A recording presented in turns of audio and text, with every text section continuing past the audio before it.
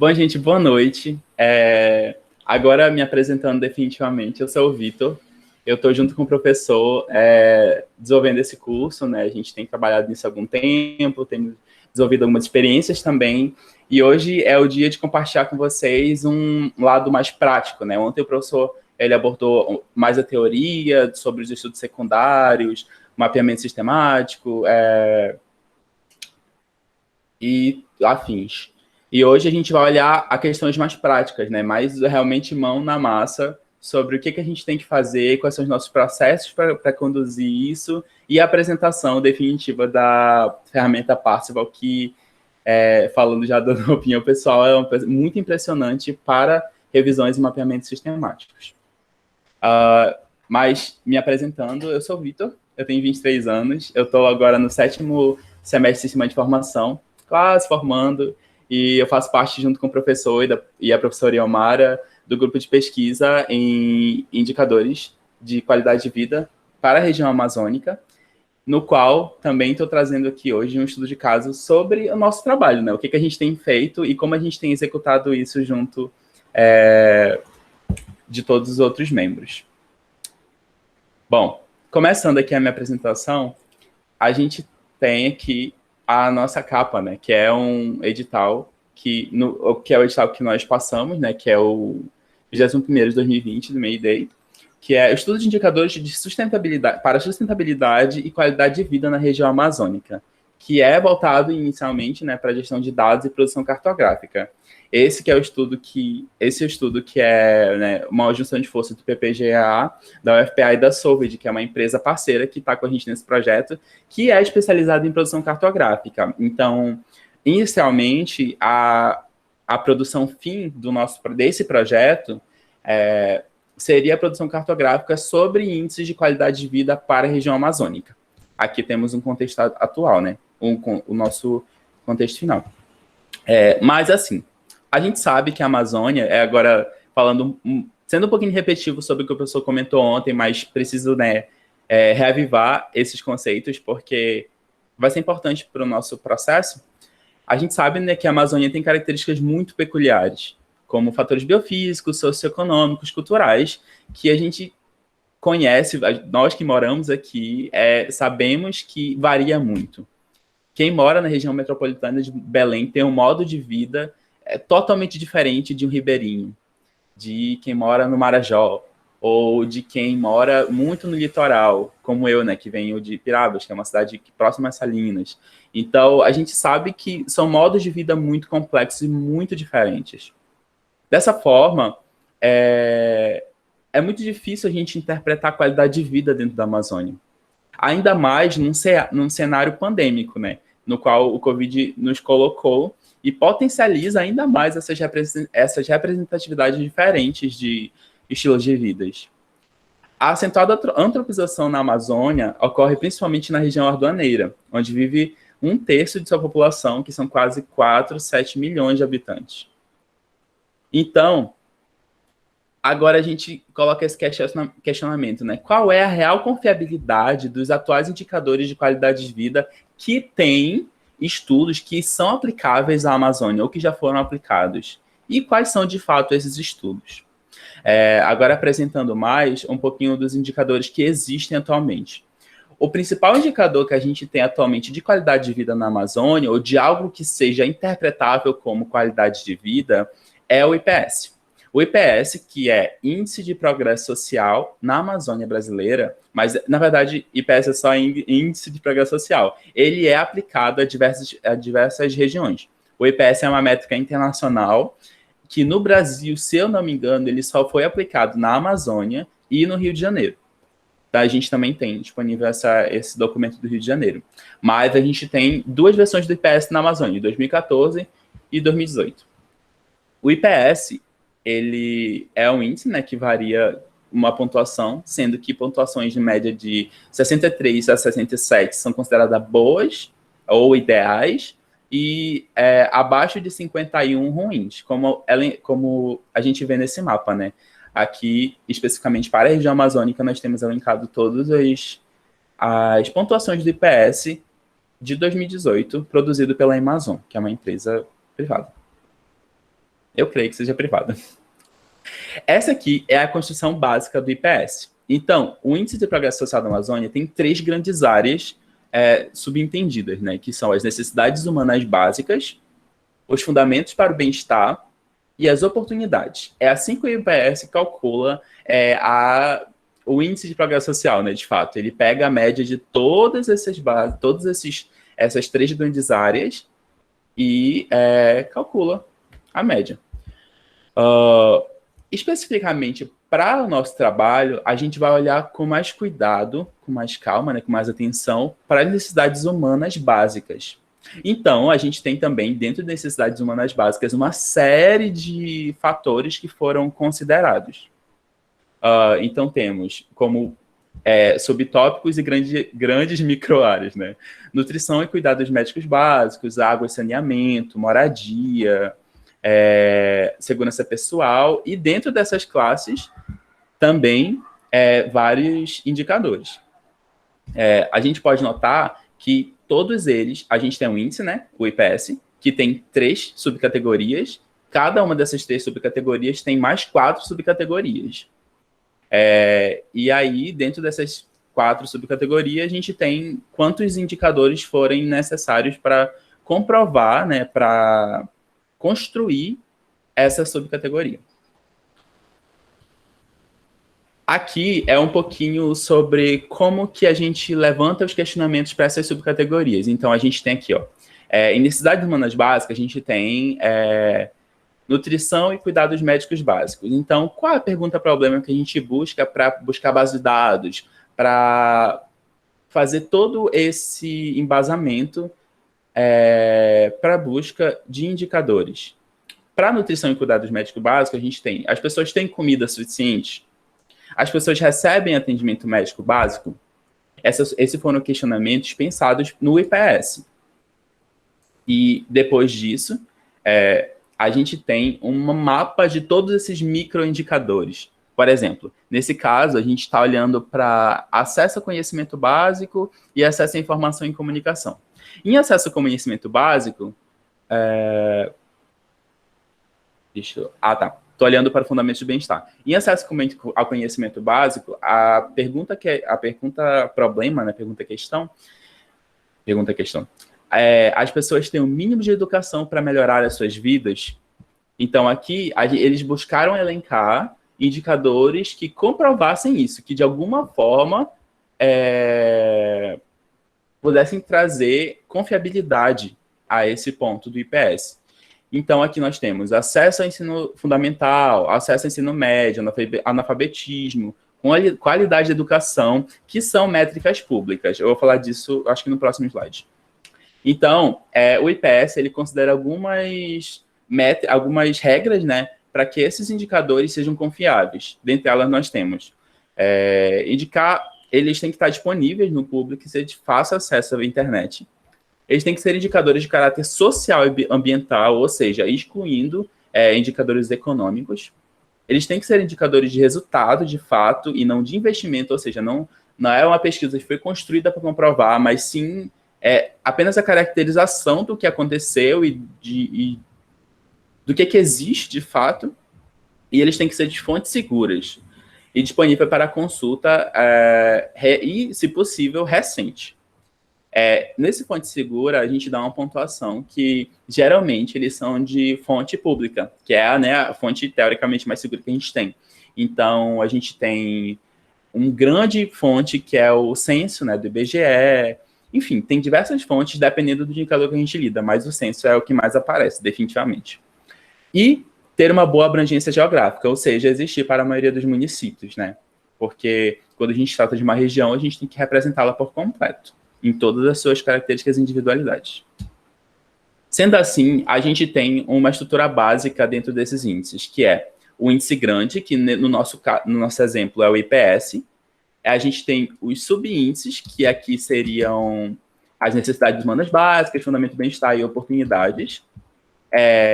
Aí nós teríamos os indicadores, que seriam todas essas fontes de dados. E assim por diante. No IPS, ele não usa tantas abstrações, mas existem, sim, outros índices que usam os subindicadores, os dados agregados, os dados primários. Os dados primários são, de fato, eu acho que se eu fosse fazer um recorte do IPS, nessa pirâmide a gente conseguiria os índices, os subíndices, os indicadores e os dados primários. Os dados primários são essas variáveis bem aqui no final. Por exemplo, a gente tem o indicador, que é acesso aqui em cima. Eu vou apontar com o mouse. Eu acho que eu tenho um laser aqui, olha só. Aqui, a gente tem acesso ao ensino fundamental, e que aqui ele descreve, né, a razão entre o número de pessoas, ok. E aqui, de fato, a gente tem o nosso dado base, que é a porcentagem da frequência líquida ao ensino fundamental. Ou seja, temos um dado bruto aqui. E ele, dentro da nossa pirâmide, é o nosso dado base. Pensando nisso, a gente levantou um questionamento. Como que a gente pode caracterizar e reconhecer índices e indicadores de qualidade de vida para a Amazônia brasileira? E aqui eu coloquei embaixo o spoiler, mapeamento sistemático, que foi algo que vocês responderam na aula passada, né, ontem. Só que aqui, o que a gente quis dizer com isso? Chegou o momento da pesquisa que a gente pensava assim, ok, temos o IPS, que é o Índice de Desenvolvimento Social, tem também outros como o IDH e diversos outros índices que a gente pode compreender, né, como algo que represente a qualidade de vida, que é o que a gente quer entender no projeto, o objetivo do projeto. Só que a gente não sabe, por exemplo, a gente não sabe por que em nutrição e cuidados médicos básicos ele considera mortalidade materna. Talvez naquele local morra, né, muitas mães a terem parto, ou não tem estrutura suficiente para atender essas pessoas quando forem parir, enfim. Obesidade, né, também. Obesidade para a comunidade. Obesidade, por exemplo, para a comunidade indígena. Exatamente. Aí então, o IPS vai ter que considerar a obesidade, que nem sempre é uma realidade daquela região. Exatamente. Aí, quando a gente chegou nesse ponto da pesquisa, a gente começou a se perguntar como a gente entende um índice de qualidade de vida? O que a gente deve levar em conta? Porque o IPS, ele fala como foi calculado tudo, ele fala quais foram os pontos escolhidos, mas ele não fala como eles tomaram a decisão de fato, escolher essas características. A resolução disso foi que chegamos à conclusão que o mapeamento sistemático de todos os índices que existem de qualidade de vida na literatura seria a melhor resposta. E aqui a gente já vai um pouquinho para o nosso processo. Agora eu vou mudar um pouco a minha visualização. Deixa eu ver. Isso aqui é só depois. Vou parar aqui e vou apresentar minha tela completa para vocês poderem ver como a gente conduziu de fato esse processo. Gente, se vocês acharem que eu estou falando muito rápido, falem, porque às vezes eu cometo esse erro. Bora ver aqui, apresentar minha tela toda. Tá ótimo, Beto, tá ótimo. Vamos lá. Agora vocês estão vendo minha tela completa, né? Chegamos ao Parsifal. Turma, Parsifal, Parsifal, turma. O Parsifal é uma ferramenta que foi construída pensando... Eu vou abrir aqui a aba sobre dele. Ele é uma ferramenta que ele foi construído pensando em fazer, basicamente, revisão sistemática. Então, ele foi pensado através levando em conta, né, a metodologia PICO, que o professor explicou na última aula, e ele visa facilitar todo o processo, tanto para a equipe quanto para a produção, de fato, dos dados. Então, você tem um perfil, que é básico, né? Você cria o perfil, faz login nele, e nesse perfil eu posso criar uma revisão. O básico que ele pede para me criar uma revisão é o título de inscrição, só isso. Aqui nós temos a nossa revisão que já foi feita, né? Que foi mapeamento sistemático de indicadores de qualidade, e aqui todos os participantes. Vocês podem ver que aqui, no caso, tem todas as pessoas que estão no projeto. E mesmo com elas, ainda assim, foi um processo definitivamente cansativo. Então, fica aí a dica, faça um grupo para fazer o mapeamento sistemático, revisão sistemática. Mas bora lá. Como é que funciona o Parsifal? Quando eu entro no meu mapeamento, a minha primeira aba, que é a aba Review, ele me dá, para mim, que sou quem criou o projeto, né, ele me dá a opção de adicionar pessoas e fazer o controle, né, do time, assim como também definir o título de descrição, foi aquilo que a gente criou lá no início. Depois do Review, a gente passa para a aba Planning. Na aba Planning, aqui a gente já inicia o nosso processo com a metodologia PICO. Então, a gente define o nosso objetivo, né, de fato, do projeto. Dentro da metodologia PICO, a gente tem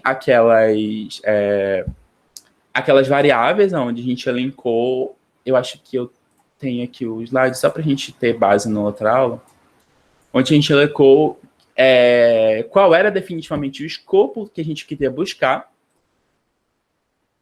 Só carregar aqui. Acho que é aqui para o final. Aqui. Então, aqui a gente tem os critérios PICO, né? A população, ou seja, o papel, barra-tipo de paradigma, tipo de sistema que será observado e assim por diante. Então, como população, a gente queria popular, né, o nosso estudo de índices e indicadores, preferencialmente, para que consiga perceber como resultado, né, ou como característica predominante deles, a qualidade de vida e o bem-estar. Essa comparação ela não se aplica porque essa plataforma ela foi pensada inicialmente para revisões sistemáticas. Nós queríamos fazer apenas um mapeamento, apenas um reconhecimento desses índices. Então, nesse caso, não se aplicava. E a nossa saída, a gente quer, né, uma representação, uma tabulação ou mapeamento, de fato, desses índices, que é a minha população, no contexto da Amazônia, porque é para onde o nosso projeto está direcionado. Depois de definir o PICO, né, a gente vai para a nossa pergunta principal, ou perguntas de pesquisa. Gente, isso aqui, alguém mandou. Pode falar. Larissa. Já pode perguntar ou a gente espera o final? Pode perguntar. Eu esqueci de falar nisso, mas você pode me interromper a qualquer momento. É melhor perguntar durante, porque pode ser uma pergunta que a pessoa não consiga progredir nas coisas que tu vai fazendo. Exatamente. Pronto. Então, basicamente, a definição do PICO, que eu fiquei meio que viajando. Okay. Por que índice e indicador dentro de população?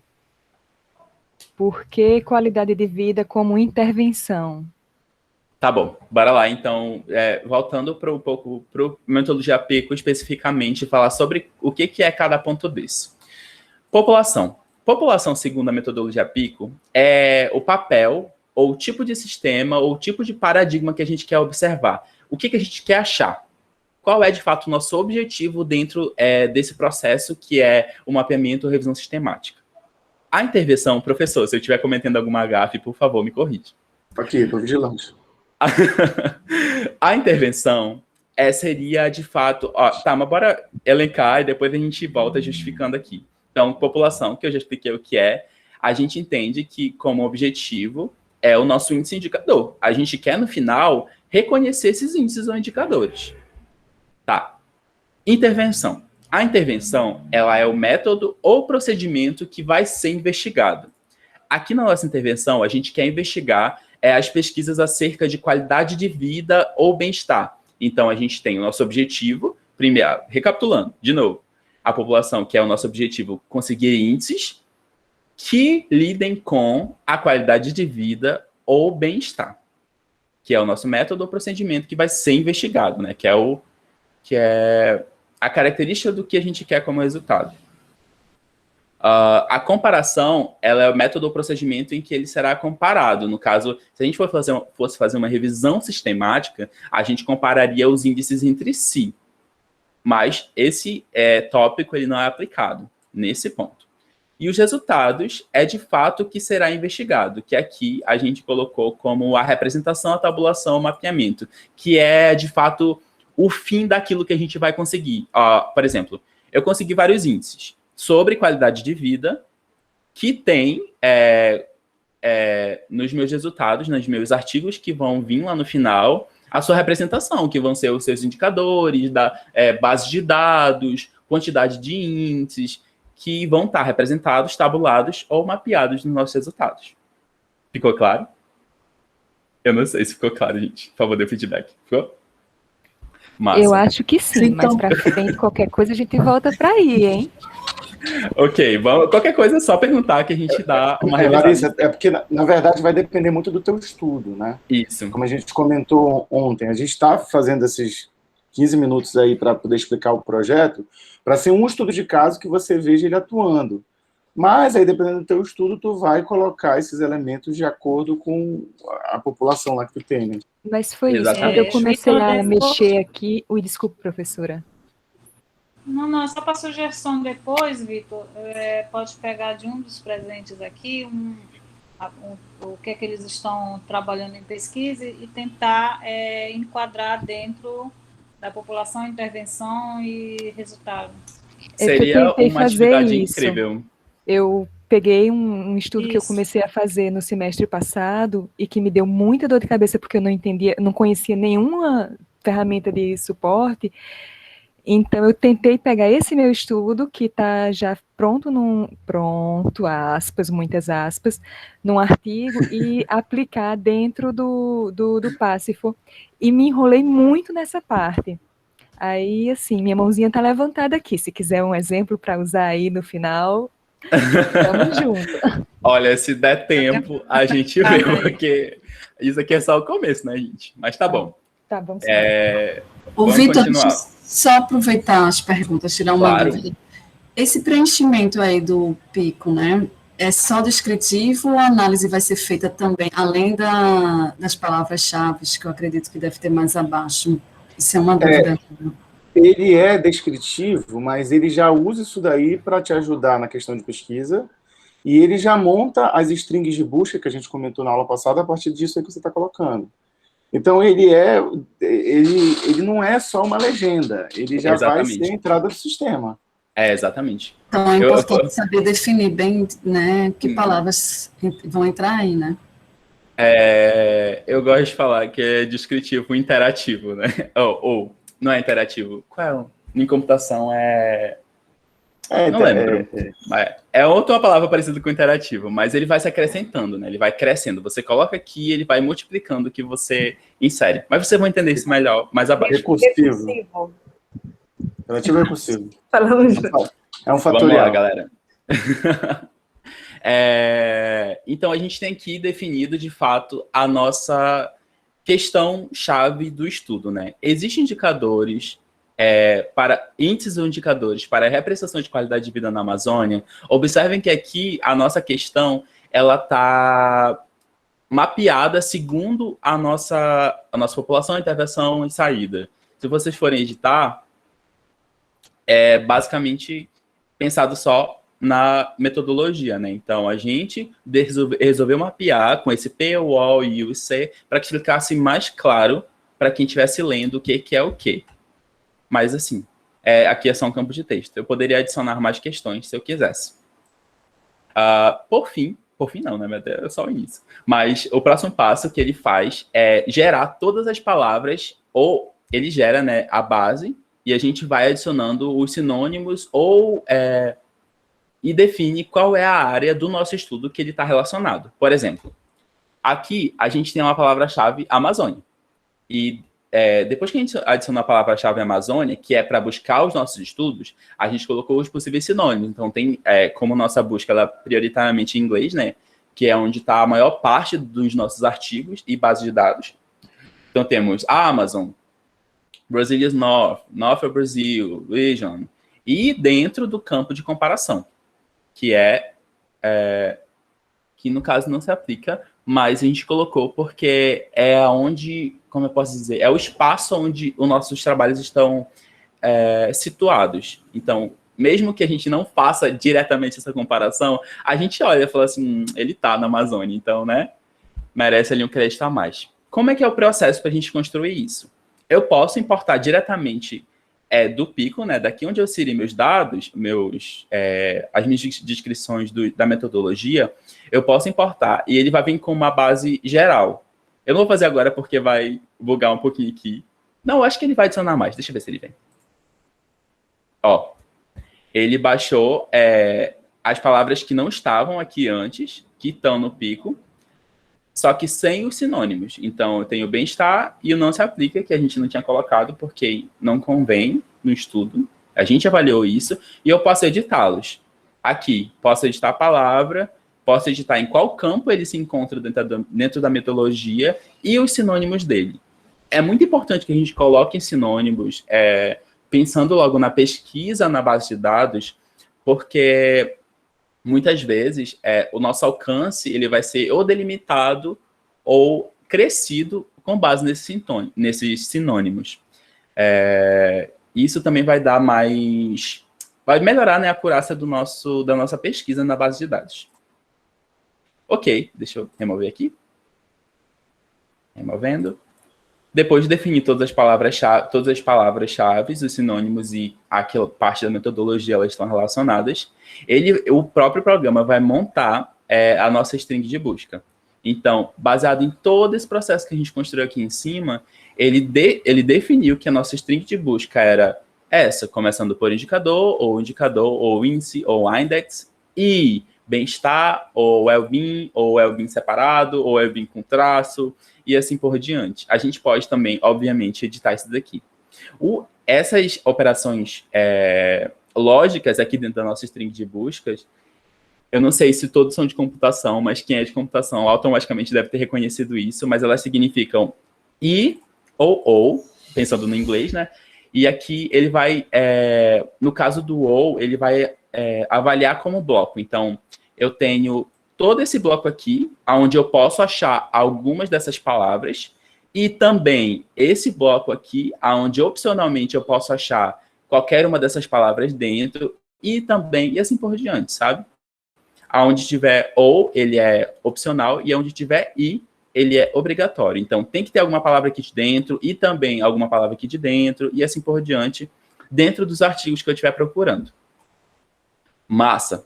Fiz minha string de busca, agora eu vou definir em quais bases de dados eu vou pesquisar. Aqui no Parsifal, a gente tem algumas bases de dados que têm conectividade direta. Eu posso adicionar aqui, no caso, essas bases de dados ele tem conectividade direta, então você pode fazer essa pesquisa diretamente pelo Parsifal. Isso quebra muito galho, mas a gente optou por fazer essa pesquisa, de fato, nos sites respectivos de todas essas bases de dados. Para o nosso projeto, a gente definiu o Google Scholar, o I3E, o CAPES, o Cielo e o Springer Link como bases principais, né? Então, todas as nossas pesquisas foram baseadas nele. Aqui, e por último, nessa primeira parte do protocolo que a gente vai seguir, eu tenho meus fatores de exclusão e inclusão. Então, como fator de inclusão, a gente tem se a publicação ela possui, de fato, índices ou indicadores relacionados à qualidade de vida. Não dá para ver tudo porque ele está cortando, mas é isso que está escrito. E a gente tem outros diversos fatores de exclusão, que ela está duplicada, ela não aborda o tema de indicadores, ela está disponível de forma completa, porque a gente também, na pesquisa científica, a gente lida com diversos artigos pagos. Ela está em outros idiomas que não sejam português, espanhol e inglês, que é o que a gente sabia interpretar. Ou ela veio com informações incompletas, o que aconteceu também. Isso tudo vai ajudar a gente a eleger esses trabalhos no nosso mapeamento ou revisão sistemática. Continuando o nosso processo, gente, lembrando que vocês podem me interromper para fazer perguntas, tá? Ou mandar no bate-papo para o professor ler. A gente vai para o nosso Quality Assessment. Dentro do nosso Quality Assessment, a gente vai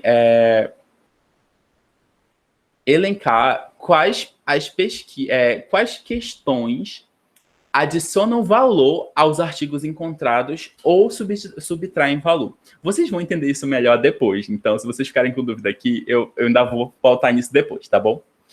Mas, basicamente, é isso. Então, vai chegar um momento que a gente vai ter os artigos e falar assim, ok, bora dar uma pontuação de 1 a 10 para esse artigo, para a gente poder avaliar, né, se ele é um artigo que vale a pena ser lido para nosso mapeamento ou revisão, ou não, ele vai ser cortado. E aqui você pode elencar questões que validem ou invalidem o seu artigo. Aqui você define a pontuação por questão. A gente fez um cálculo aqui básico, por exemplo. Nós temos aqui 1, 2, 3, 4, 5, 6, 7.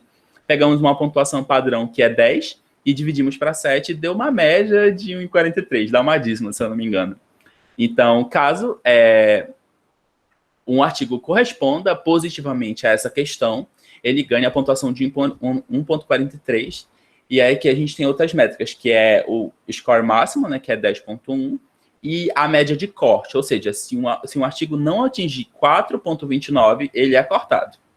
Se ele não, se eu não me engano, eram 3 ou 4 questões. Se ele não responder sim para pelo menos 4 questões, ele é cortado do estudo. Isso é importante Isso daí para a não nossa... tem metodologia, tá? Isso daí a gente resolveu a partir de um grande brainstorm. O Isso. que a gente pensou? São 7 questões. Antes eram 8, né, Vitor? Depois a gente resolveu tirar. A gente pensou, pô, se não tiver metade, mas uma além da metade, o artigo ele foge. É o que eu falei na apresentação de ontem. A análise qualitativa, ela é aos pares exatamente por isso, porque ela tem que ter o feeling do pesquisador. Então, uma característicazinha aqui, se ele é um indicador para a Amazônia brasileira, como a gente viu lá na apresentação do Vitor, ele ganha um quinhão.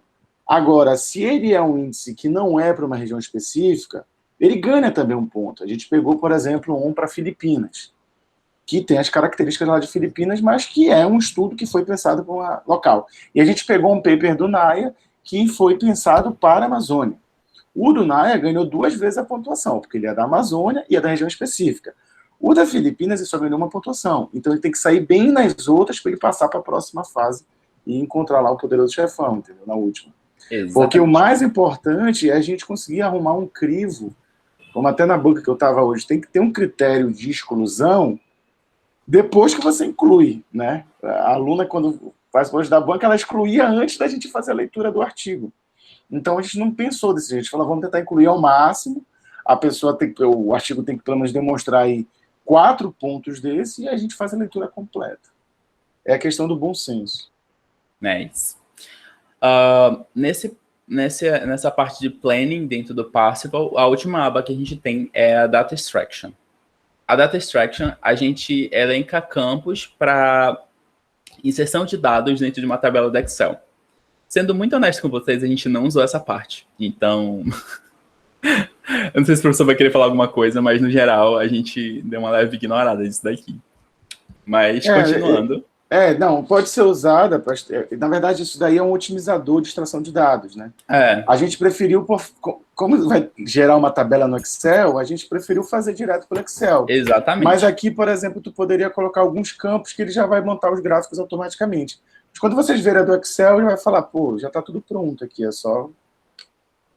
Pois é. Bora lá para a condução do nosso projeto, né? Dentro do Parsifal, a aba Conducting.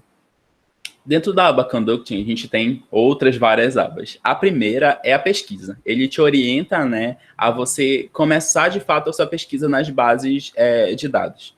Te dá a string de busca e também dá a opção de você pesquisar diretamente nas bases de dados por ele.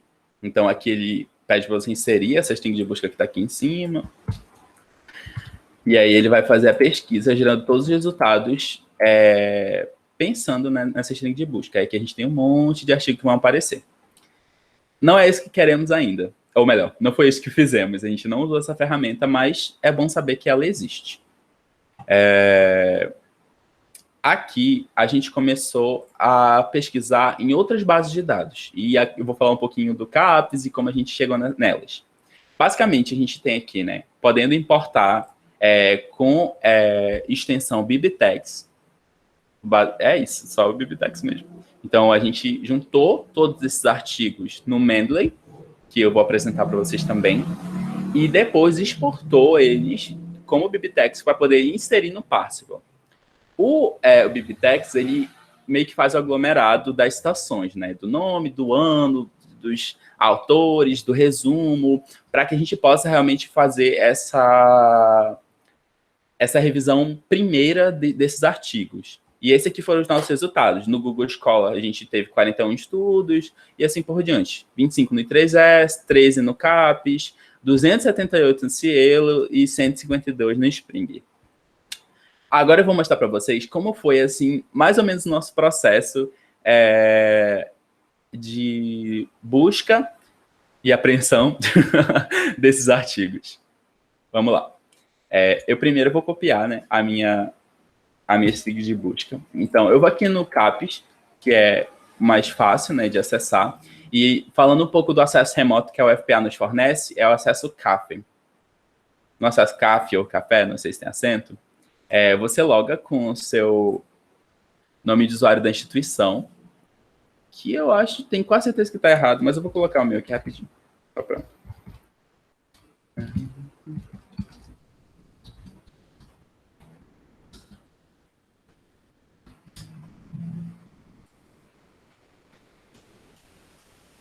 Eu creio que ele vai me redirecionar. Ou ele deveria, né? Nossa, mas... Ah, tá aqui, isso. Eu fui no lugar errado? Eu fui no lugar errado, perdão. Aqui no espaço CAF, eu por isso que eu tô estranhando. Ele primeiro pergunta de onde você vem. Qual é o som que você tá ligado, né? Por causa da VPN. E UFPA, aí na UFPA ele vai me redirecionar para um login da UFPA dentro do CAF, que já tá até aqui salvo no meu. E show. Ele já me deu um acesso muito mais abrangente pela Universidade Federal do Pará. Vocês vão observar que vai aparecer aqui em cima. Aqui eu posso buscar por assunto, por periódico, por livre ou por base. E, especificamente nesse caso, eu vou por base de dados, que eu quero algumas bases específicas. Vamos começar, bora ver aqui. Dentro das nossas bases, a gente tem o Google Escolar, o I3E, o Periódico CAPES, o Cielo e o Springer Link. Acho que eu vou no Springer Link, que ele foi uma das que mais funcionou pensando no nosso contexto. Então, eu vou aqui no S e vai ter aqui o Springer Link na nossa lista. Tem o Cielo também, Springer Link, aqui. Ele vai me direcionar já dentro da VPN, então já vai me dar um acesso mais, como é que eu posso dizer, privilegiado dentro da revista. E eu vou aqui nesse campo de engrenagem, ou coloco a minha pesquisa aqui mesmo. No caso da Springer Link, ela já reconhece a minha string de busca automaticamente. Vocês vão observar que eu vou pesquisar e ele já vai me dar assim, direto. Então, olha, você procurou por indicador, ou índice, ou enfim, todos esses pontos. E aqui ele vai me dar tudo o que ele encontrar, não só artigos, vai me dar livros, vai me dar pontos de... Como é que fala? Papers de eventos, folders, um monte de coisa. Então tem aqui, artigos, capítulos, conference papers, reference books, protocol, etc. Então eu já vou começando a filtrar pelo que eu quero para o meu trabalho. Aqui, no caso, eu quero artigos. Show, temos um filtro aqui, artigos. Eu também quero por data de publicação, que no nosso caso foi de 2000 a... Acho que foi 2016, não foi, professor? Ou 2017? 2016 até 2021, que, se não me engano, foram 5 anos. 5 anos. Então, já temos aqui artigos de 2016 a 2021. A nossa pesquisa já diminuiu para 46 mil resultados. Eita. Aqui, a gente também pode pegar por linguagem. Então, quero especificamente de inglês. E também quero só os que estiverem abertos. Então, olha só. Aqui a gente tem uma opção que é Include Preview Only Content, que são aqueles artigos que eles são pagos, né, dentro da Springer. Eu vou tirar essa daqui porque, se não é para ter o fácil acesso, eu prefiro que ele não apareça na minha pesquisa. Essa foi uma métrica que a gente pensou. Ainda assim, nós tivemos 44 mil resultados. Na verdade, deixa eu ver, só confirmar aqui embaixo. Isso mesmo. Na verdade, foram 2 mil. Isso. Dessas 2 mil páginas, eu acho que, na verdade, ele não pegou exatamente a minha string, porque, pela pesquisa que a gente fez, ele deu um resultado bem menor. Então, eu vou aqui no avançado, Advanced Research, ou Research. E aqui eu posso colocar também essa minha pesquisa. Eu não vou fazer, porque vai dar trabalho e vai demorar, mas eu acho que o Cielo ele faz isso mais fácil para a gente poder demonstrar, porque eu queria muito demonstrar para vocês o plugin do Mendeley, né? Fazendo a introdução para o Mendeley. Cielo Citation Index. Foi daqui que a gente pegou a base de dados Cielo. Só abrir aqui os meus plugins, colocar o Mendeley.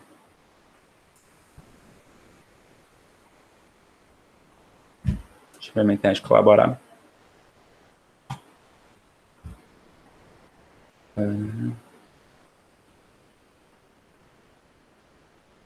Ok. aqui ele já me dá a minha aba de pesquisa. Vamos ver se ele vai funcionar diretamente com minha string de busca. Aqui ele tem diretos. Ótimos.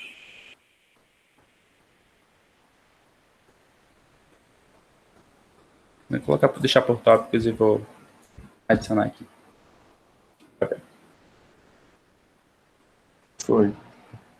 Foi. Ó, aqui no Cielo já foi completamente diferente. Ele provavelmente já levou em consideração nossas strings de busca e nos deu apenas 4 resultados. Exato. Mas, provavelmente, são resultados muito específicos e que realmente vão entregar valor à nossa pesquisa. Se eu não me engano, foi só isso que a gente conseguiu no Cielo mesmo. Deixa eu ver aqui. Não, foi mais. Mas, enfim, a gente tem que configurar melhor. A gente acabou ajustando depois, né? A gente juntou bastante coisa. Eu não sei se na pesquisa avançada isso funcionou. Mas, assim, gente, essa parte de pesquisa, ela é uma dor de cabeça. Porque, assim, cada base de dados, aonde vocês forem pesquisar, ele vai ter uma forma diferente de interpretar essa string de busca. Então, muita pesquisa na internet, ver como é que ele identifica o que é OR, o que é indicator, o que são as palavras-chave, o que é OR e END, os grupos, e eles vão interpretar de cada um de uma forma diferente. Mas com esse resultado aqui, a gente já pode exemplificar o que a gente fez. Ok, temos os nossos artigos resultantes, e a partir daqui eu quero adicionar todos os meus artigos no Mendeley. O que é o Mendeley? Meu Deus do céu. O Mendeley é basicamente uma biblioteca virtual. A gente vai adicionar todos esses artigos aqui e, a partir dele, como ferramenta, nós vamos utilizá-lo para exportar, né, todos os nossos artigos como um conjunto de dados. Então, a gente vai juntar eles aqui a gente criou, né, enquanto quando eu estava fazendo esse processo, criamos um grupo aqui no Mendeley, chamado Indicadores da Amazônia. Aí a gente criou pastas para cada uma das bases de dados. A gente tinha uma variação de string, então acabou que ficaram muitas pastas, mas criamos pastas para cada base de dados, né?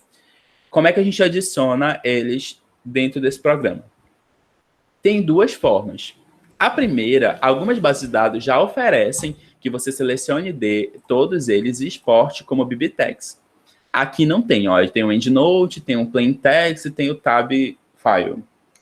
Nesse caso, o próprio Mendeley tem um plugin para o Google Chrome, se eu não me engano tem para outros navegadores também, mas merece a pesquisa, precisa da pesquisa, na verdade, onde você vai logar com o seu e-mail, você faz um cadastro e tudo, né? Eu espero que ele tenha o meu salvo aqui. Vamos, amigo, eu preciso. Na hora as coisas dão errado, né, gente? Espera. Esse aqui eu realmente queria muito logar, porque eu queria mostrar como ele funciona, porque é bem interessante.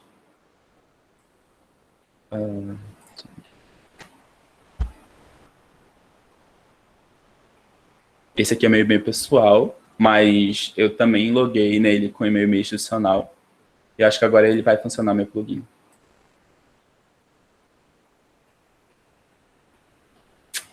Ele não funcionou. Mas vou explicar o que acontece. Acontece, viu? Ele funcionou agora. Ok, tudo bem.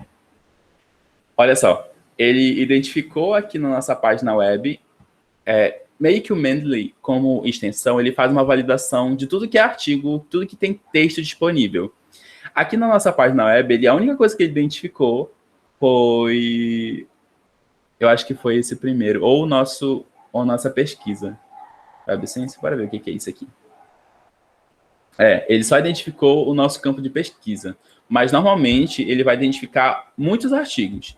Então, ele vai aparecer numa lista aqui para selecionar. E aí você seleciona, né, os que você quer, ou todos, e aperta adicionar minha biblioteca e pode aqui escolher as pastas dentro da sua conta do Mendeley. Vocês podem observar que aqui existem as mesmas pastas que eu criei em todos que eu criei lá no programa do Mendeley. Eu queria que ele mostrasse como fica um artigo de fato. Deixa eu ver se ele atualiza aqui. Deixa eu ver.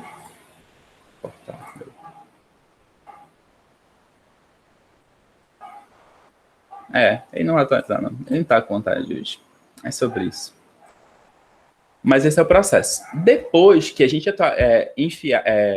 enviar esses artigos para o Mendeley, que vão estar enviados por pasta, assim por diante, a gente vai selecionar todos esses artigos. Então, selecionei aqui, né? Shift para baixo, eu estou fazendo. E com o botão direito do mouse, eu vou exportar como BibTeX. Export.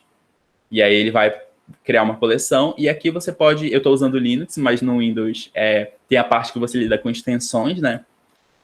Eu posso exportar como EndNote, que é aquela que a gente já viu lá, como BibTeX e como RIS. No caso, vai ser uma BibTeX. Vou colocar aqui na minha área de trabalho minha coleção e salvar.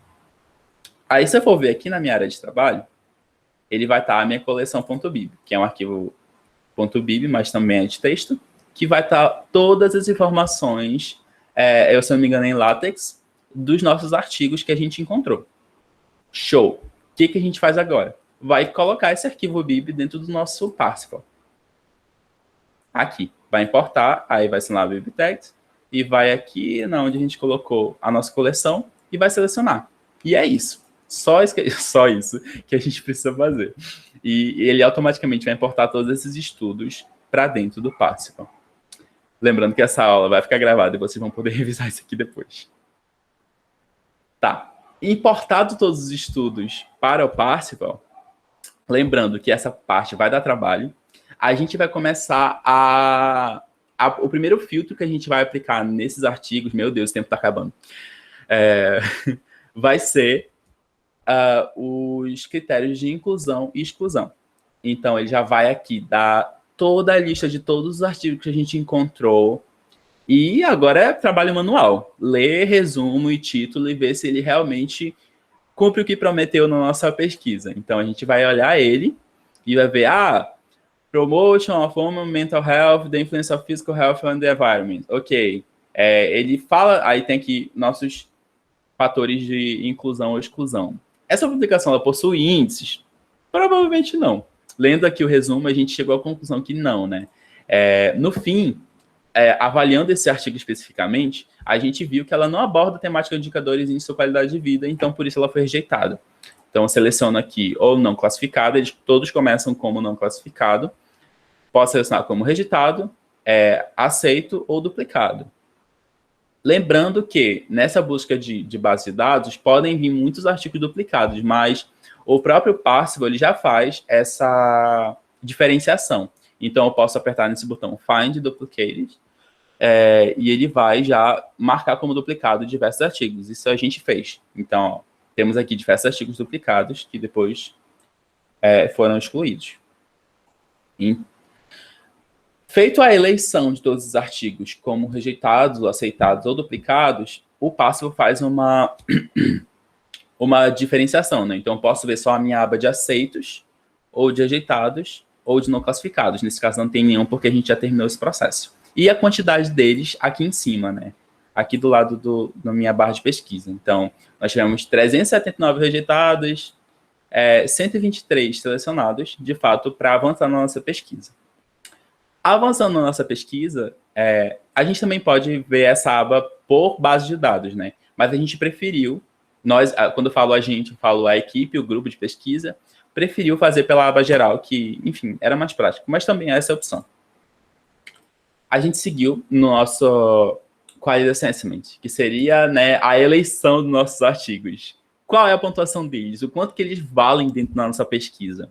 Aí, Vitor, chama uma atenção que, como a gente dividiu isso, né? A gente chegava lá no grupo para poder fazer o brainstorm e falava assim, cada um vai pegar 20 artigos. Foi mais ou menos isso, né? 17, 20 artigos. É isso mesmo. E aí as pessoas iam, baixavam o artigo, lia e dava pontuação.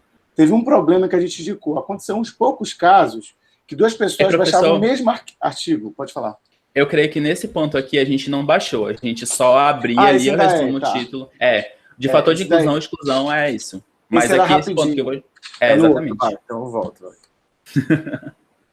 No Quality Assessment é onde a gente vai realmente eleger nossos artigos, o quanto eles valem de fato o nosso projeto. Aí aqui sim, a gente teve que procurar, tem o título dele aqui, aí pegou o título dele, buscou nas bases de dados e foi ler.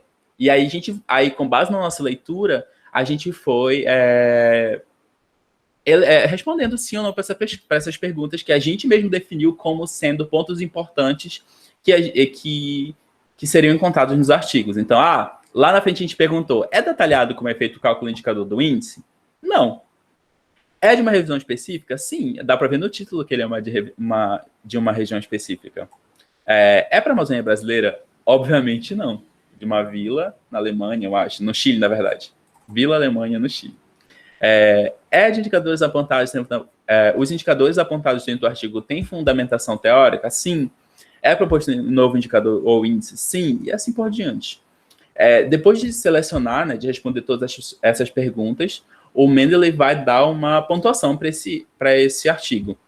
No caso, esse exemplo, né, o primeiro, ele teve 7,15 como pontuação. E por aí vai variando. Então, temos diversas pontuações que são exclusivas ou inclusivas para os nossos artigos. Também podemos vir aqui, podemos ver todos que foram votados, os que estão pendentes, que no caso não vai ter nenhum, porque a gente já concluiu esse processo.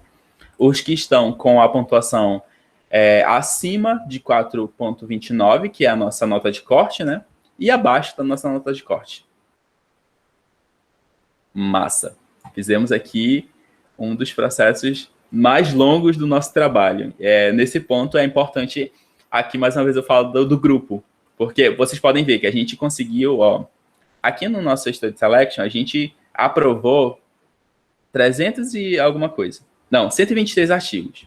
Mas aí, quando a gente for pensar em ler de início ao fim 123 artigos, se torna uma atividade inviável para uma pessoa, para duas pessoas. Mas nosso grupo, que são 9 ou 10, se eu não me engano, facilitou muito esse processo. Cada um, se eu não me engano, leu 14 artigos. Foi isso. A gente teve ali um período de um mês, mais ou menos, para fazer tudo isso, e deu tudo certo. Tá dando ainda, né? Não terminamos. Aqui no sumário, a gente vê uma relação mais lúdica, né? Mais ilustrada do nosso resultado. Então, temos aqui os artigos que passaram na nossa pontuação de qualidade ou não. Elencados em verde e vermelho.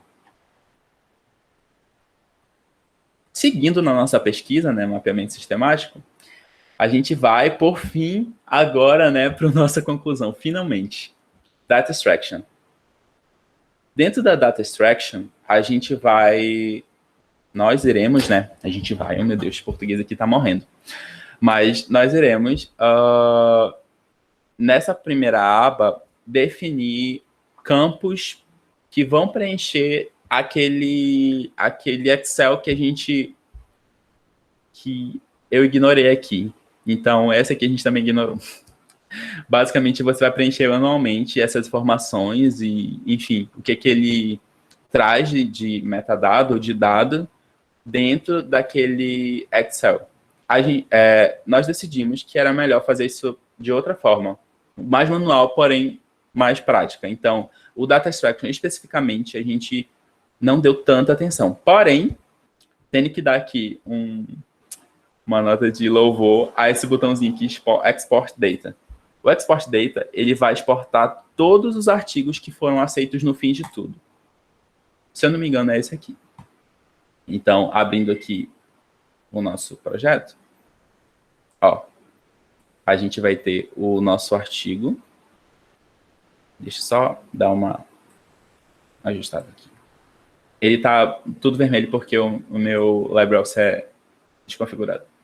Então, como base, ele sempre vai ter o campo artigo. Então, aqui a gente tem os nossos 51 artigos que foram, ou melhor, 50, porque tem o título, né? 50 artigos que foram aceitos no fim de tudo. Então, no fim do nosso mapeamento sistemático, a gente gerou 50 artigos. É isso. Agora, a gente vai trabalhar em como apresentar isso. E aqui, os outros campos que a gente delimitou lá no início, no Data Extraction, que a gente acabou não preenchendo. Então, a informação básica que a gente pegou desses artigos foram os títulos. E a partir daqui, a gente foi seguindo com a nossa pesquisa e depois com as nossas abstrações, que eu vou falar um pouquinho mais delas depois. temos aqui o nosso resultado. Então, o Parsifal foi útil, né? Ele fez o que prometeu. E, por fim, eu acho que eu chamo isso de um pouco de um bônus. O Parsifal também dá alguns gráficos para a gente, né? Então, aqui a gente tem alguns artigos por base de dados. Então, temos a porcentagem de cada artigo por base de dados. Artigos aceitos, né, e rejeitados. Ou melhor, aceitos e selecionados por base de dados. Tem aqui as representações e artigos por ano. Então, a gente tem o nosso recorte, que foi realmente de 2016 a 2021, e a quantidade de artigos por ano. Então, temos aqui alguns gráficos pré-prontos, mas que a gente poderia fazer isso manualmente também. É um bônus. Eu chamo de um bônus porque a gente não tirou diretamente daqui esse tipo de gráfico. Massa. Por último, mas não menos importante, a gente tem o nosso reporting, né? Bora exportar todos esses dados. Professor? Essa é a melhor parte. Essa é a melhor parte. Liguei o áudio aqui para ver melhor. Então, aqui ele quer saber o que você quer exportar do seu trabalho, né? De todo esse processo cansativo que você fez. A gente, obviamente, selecionou tudo. E você pode exportar um documento.docx, né? Um Word da vida. E ele vai te dar meio que um resumão de tudo. Então, temos o nosso título, os autores, o nosso plano, nosso objetivo, os nossos pontos pico, nossas palavras-chave já numa tabelinha aqui, a nossa questão de pesquisa, a string de busca, as bases de dados, critérios de exclusão e inclusão, questionamentos, as possíveis respostas, né, sim ou não, aquela questão do data extraction que a gente não usou, a quantidade de artigos por base de dados, enfim. Nesse ponto, as pessoas que fizeram isso foram assim, receberam a bênção, uma iluminação, porque isso daqui é lindo. Não é o nosso trabalho final, mas já é uma mão na roda. E que mão na roda. O artigo está pronto aí, cadê? Mas tá a bom. única coisa que eu acho que passou batido, Vitor, é que quando tu abriu o Excel, não deu para ver todos os metadados ali. Eu não sei se foi porque, professor, na verdade, é porque o Excel que eu baixei, ele foi só dos artigos que a gente aprovou no final. Tá, mas tu não quer mostrar aquele Excel lá lindo? Eu acho que vale a pena. Aqui no Conducting, acho que é no Conducting. ele tem o... Eu creio que seja aqui no Study Selection. Deixa eu ver. Inclusive, dá para ver quem leu mais, quem leu menos, né? Que a gente ficava um cobrando o outro, não é nem Sim, aqui no Study Selection, que é a nossa primeira classe de corte, né, desses artigos, a gente tem esse botão que é o Export Articles. No Export Articles, a gente... Eu falo muita gente, mas nós temos todos os metadados de nossos artigos. Então, o nominho dele do Bibliotext, temos título, temos autor, ano, de onde ele veio, enfim. Essa aqui é todos os dados que o Parsifal coletou deles. Se eles foram aceitos ou rejeitados, se eles têm comentários, que a gente também pode adicionar, né, lá quando a gente for... Aí dá para fazer quase tudo que vocês quiserem. Dá para aplicar o filtro e ver aqueles gráficos que eles geraram lá. Por isso que a gente não cria aquela thread lá na frente. Com o Excel, dá para ver quanto tempo você demorou para poder fazer a leitura de todos os documentos. Tem aqui a pessoa que inseriu, no caso, eu inseri todos, né? Dá um zoomzinho aí, Vitor. Eu tô meio velho, não tô conseguindo ver. Deixa eu aumentar aqui. Aí, isso. Aí, olha lá. Ó, aí aqui quem fez a atualização dele, né? Quem avaliou. Aí tem o usuário, dá para controlar quem fez o quê, por aí, assim por diante. Essa é a parte legal. Então a gente consegue, por exemplo, feliz. Naquela distribuição de tarefas, a gente consegue ver quantas pessoas tiveram o trabalho. E se você for fazer o double review, essa planilha aí já pode ser usada para depois distribuir de novo. Então, eu considero a parte mais importante da ferramenta essa, porque no final das contas, antes, quando a gente não tinha essas ferramentas, a gente fazia um Excel para poder controlar. E agora, a única diferença é que ele deixa tudo sistematizado, tudo de uma forma mais elegante. Eu lembro que a professora Iomara, no início do nosso processo, estava comentando isso. Gente, eu fazia o Excel, abria o Excel e fazia isso manualmente. E aqui a gente tem uma ferramenta que dá muita base, né, para a gente fazer muito suporte. Ok, chegamos ao nosso fim no Parsifal, né? A gente já tem aqui todos os resultados e seleções que a gente precisava. E agora eu vou apresentar para vocês um pouquinho de como que a gente como que a gente representou isso no resultado final do nosso artigo. Aqui a gente está no final da prestação, gente. Sei que eu falei muito, mas é necessário. Vitor, só rebobinando a fita. Diga. Como é que faz aquele relatório que você apresentou no final? Ah, tá. Bora lá. Eu vou pode mostrar novamente, por favor. O doc, né? O relatório maravilhoso. O documento, o doc. Aqui na última aba do reporting, nessa aba aqui de cima, ele tem a opção export. É a única opção que ele tem. Então, só selecionar todas as coisas que ele tem, né, no projeto e apertar em download. Aí ele vai dar a opção do formato em docx, que é o único disponível. E aí vai baixar esse doc aqui. É isso. Respondi? Eu creio que seja isso. Maravilha. É que eu não percebi, passou batido. Tudo bem. Eu tô fazendo assim, muita coisa realmente. Bora lá. Agora, eu vou falar um pouquinho de como a gente tratou os resultados do nosso mapeamento sistemático. Vale ressaltar que isso... Licença, Vitor. Pode falar. Desculpa interromper, porque tu voltaste lá. Não tem lá. problema. Na hora de importar os estudos, sim, tem como eu carregar arquivos que não foram selecionados dentro de indexadores? Excelente pergunta. Foi uma coisa que a gente se bateu muito para poder responder. Pois é, essa é uma coisa muito importante para mim, porque o principal indexador das pesquisas que eu faço, ele não faz parte desse universo de famosinhos. Então, ele não converte BBix, esses negócios, nadinha. Eu tenho que escolher lá na munheca, baixar os artigos. Vamos lá. Sim. E a resposta é... Deixa eu colocar aqui só para ilustrar enquanto que eu falo. Sim, a gente tem algumas opções... Sim, não. Tem muitas opções, na verdade. Digamos que eu precise inserir de uma base que não tem tantas ferramentas. O snowballing, se fizesse, chegasse no artigo que não é nessa base. Então, falou. Professor, eu vou começar por outro ponto, na verdade. Aqui, a primeira coisa que eu te indico é use o Mendeley Importer. O Mendeley, ele detecta tudo que está na tua tela. Então, pode ser que ele já reconheça muita coisa do site que tu estiver, sabe? E você nem precisa, de fato, baixar na mão e adicionar lá. Mas, caso eu não tenha essa opção, o Mendeley não funcionou de forma nenhuma, não consegui fazer ele rodar, o que eu vou fazer? Vou baixar o PDF dele, vou pegar, sei lá, Google Escolar aqui. Google, cadê? Escolar. Vou baixar aqui, vou lá no Google Escolar, pegar um artigo aleatório aqui, opa, abri um site errado. Cadê? Aqui. Sei lá, Amazon. Aqui um artigo. Pronto, aqui. Não. Artigo. Deixa eu fazer um filtro aqui só para ele. Uma revisão geral sobre o clima da Amazônia. Um artigo. Show. Tem um artigo. Posso baixar o PDF? Baixei o PDF. Tá aqui o meu PDF. Se vocês forem observar, já aqui o Mendeley vai reconhecer, ó. Eu acho, na verdade. O Mendeley já me boicotou várias vezes hoje. Mas eu creio que ele vai reconhecer esse artigo aqui. Ele pega os metadados. Uma revisão geral sobre o clima da Amazônia. Já consigo adicionar ele diretamente no meu Passport. Mas não reconheceu. Ok, faz parte. Vou baixar o meu artigo aqui. Baixei. Tá aqui nos meus downloads, né? E aí vou lá no Mendeley. O que eu posso fazer? Eu posso fazer o mais simples, que é arrastar o meu artigo para dentro do Mendeley. Cadê? Eu acho que é esse aqui. Pronto. É só isso. Tá aqui.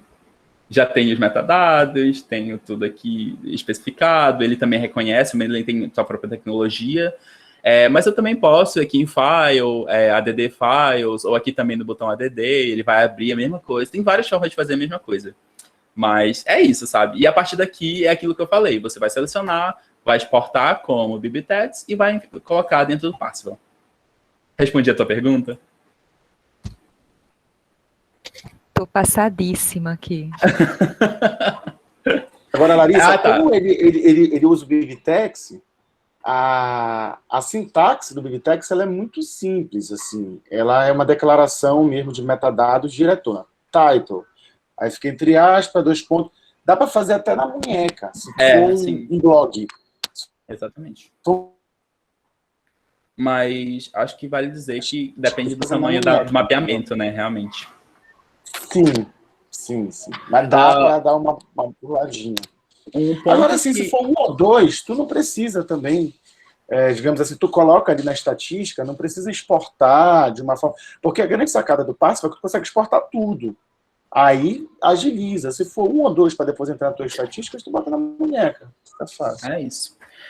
Eu acho que o último ponto que vale a pena comentar sobre essa questão de inserir artigos manualmente é que o professor citou o nome snowballing, que seria um artigo que ele está fora da nossa metodologia. Tipo, a minha metodologia me deu 50 artigos no final, mas eu li esses outros 5 aqui, que eles são, assim, essenciais para a minha pesquisa. Eu não posso deixar de incluí-los.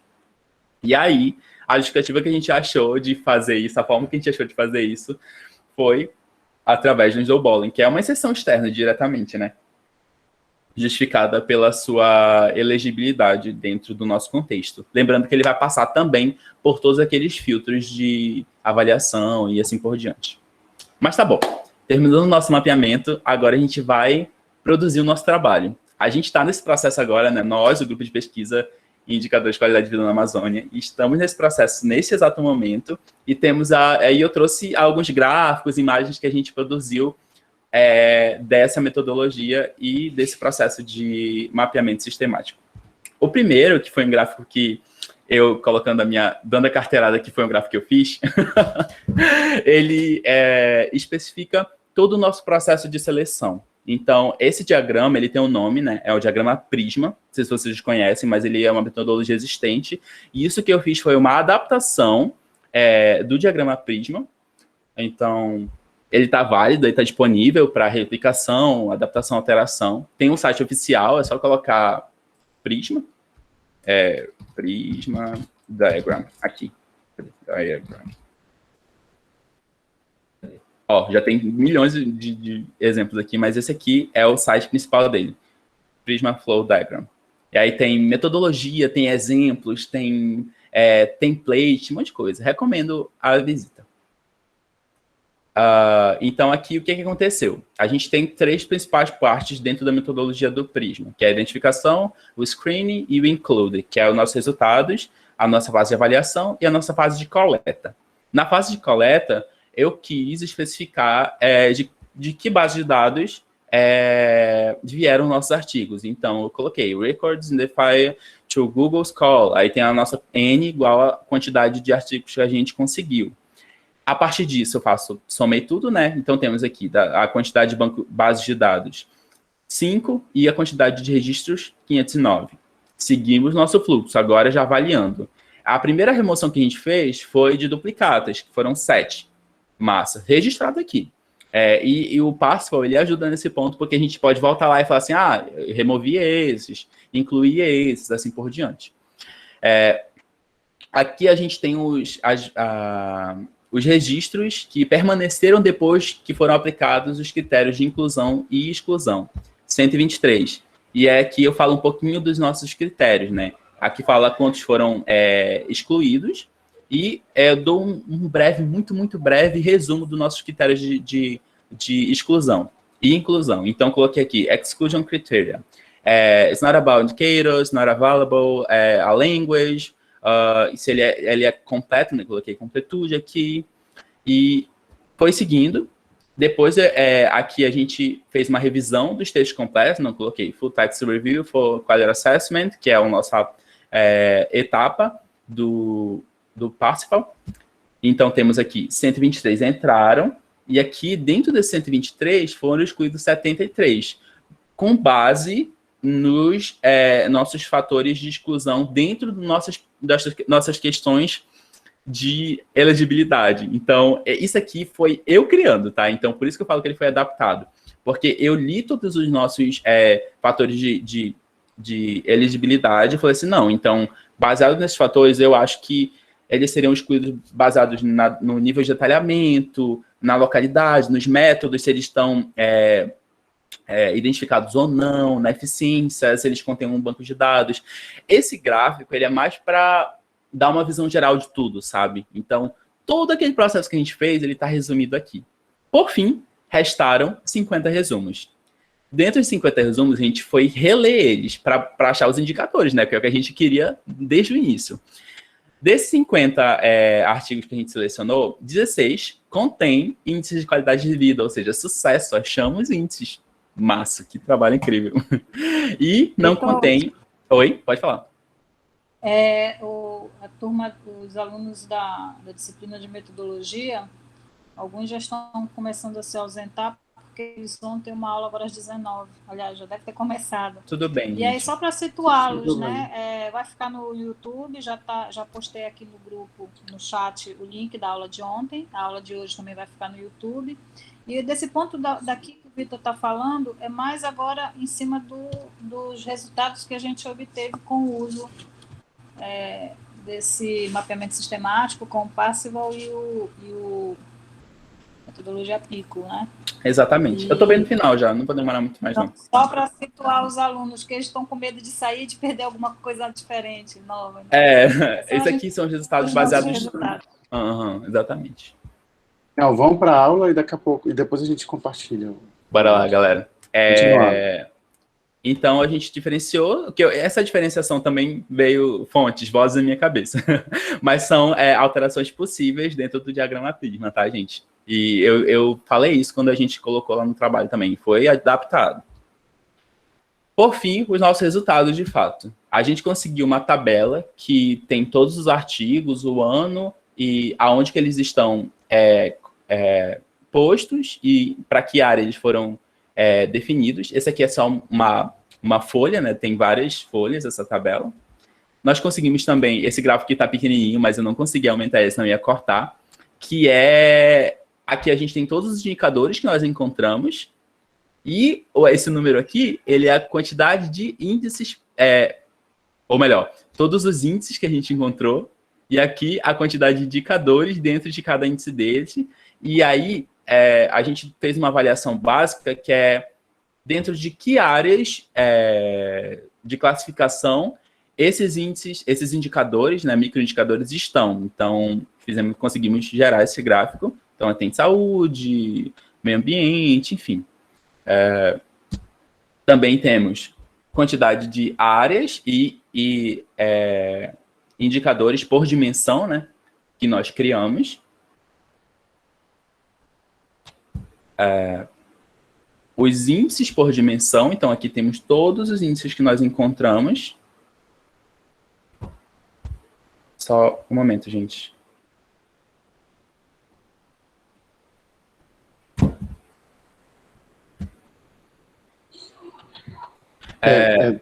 Tá. É isso. Temos esse nosso último resultado, né, que é toda a quantidade de dimensões e qual é a abrangência desses índices. Então, temos aqui os nomes e siglas que a gente criou e a quantidade de dimensões que tem inclusas dentro desses índices. E falando um pouco da publicação, acho que o professor pode falar, que eu vou precisar me ausentar por 2 minutinhos e já volto. Tá. No final das contas, né, para a gente finalizar e abrir para as perguntas, o que aconteceu com isso tudo? A gente gerou esses gráficos de resultado com o auxílio do Parzival e a gente mirou, que é o que eu estava falando ontem, né, que era a última etapa lá do planejamento, na produção em uma revista científica. A revista que a gente está terminando a escrita é da Springer, é Social Indicator Research. Ela é uma revista A2, né, Yomara, se eu não me engano, mas ela tem um bom fator de impacto, né, ela tem um fator de impacto ali de 2,6, e o mais interessante é que a gente achou um artigo que faz algo parecido, mas para a sustentabilidade, que é o que o Vitor vai mostrar no próximo slide. Exatamente. Então, por fim, a gente achou esse artigo que é um exemplo, né, do que a gente fez, do que a gente está fazendo, do que a gente quer fazer. Atente para a data que foi publicado esse artigo aí. 15 de abril de 2021, foi ontem, exatamente, publicado, né? Nesse ano, na revista que a gente quer fazer, e eu tô... E olha o título, tem tudo a ver com tudo que a gente falou hoje para vocês, né? Então, aqui, ó, a criação, né, a composição de indicador que mede a qualidade de vida do... Mas na Europa, não na Amazônia. Life, na Europa, uma revisão sistemática. Aí a gente tem aqui algumas... Como ele representou isso, né? Tem base bibliográfica, aí tem os métodos. Ó, ele fez, que nem eu fiz com o diagrama Prisma, essa ordem dos acontecimentos. Dá mais um zoom. Ó. Tá muito pequenininho. Aí, tá. Então, ele elegeu, né, essa ordem dos acontecimentos. Cada um encontra uma forma de demonstrar isso. A gente meio que está provando para vocês que a metodologia ela funciona, porque ela está Sim. publicada numa revista de alto impacto. Aí eu falei, no final, aí o Vitor falou, professor, mas será que eles vão ouvir isso? Eu falei, Vitor, é a forma da gente mostrar para eles que isso dá certo, porque às vezes o aluno, ele só acredita vendo, né? Ele é que nem Jó, né? Só acredita porque, no final das contas, fala, mas eu vou ter todo esse trabalho, eu vou precisar para minha dissertação. Olha, não só tu vai precisar para dissertação, para tese, como tu pode publicar um artigo só desse levantamento que tu estás fazendo. E estou provando de abril de 2021. Aí aqui a gente tem alguns resultados no nosso Context, Interventions, Outcome, tá virado, mas é porque esse negócio ele não me deixa virar. É isso, o resultado. Seleção de estudo, nota que a figura é até parecida. É praticamente igual que eu fiz, só que com outro templatezinho, né? O flowchart, esse aqui é o flowchart de Systematic Reviews. A questão dos indicadores, eu tô virando a cabeça agora, porque eu não consigo virar nesse programa. E é isso, gente. Eu creio que seja no geral. Minha prestação é essa. O link do artigo eu botei ontem, só que eu vou repetir aqui para vocês poderem ter acesso, tá? Terminamos. Eu agradeço a atenção, de verdade. Se quiserem fazer perguntas, falar alguma coisa, estamos aqui para isso. Vitor, eu tenho uma dúvida de, lá naquele momento onde vocês escolheram usar a string para fazer busca em cada uma das bases, por que vocês não fizeram isso mesmo dentro do Python? Assim, o que vocês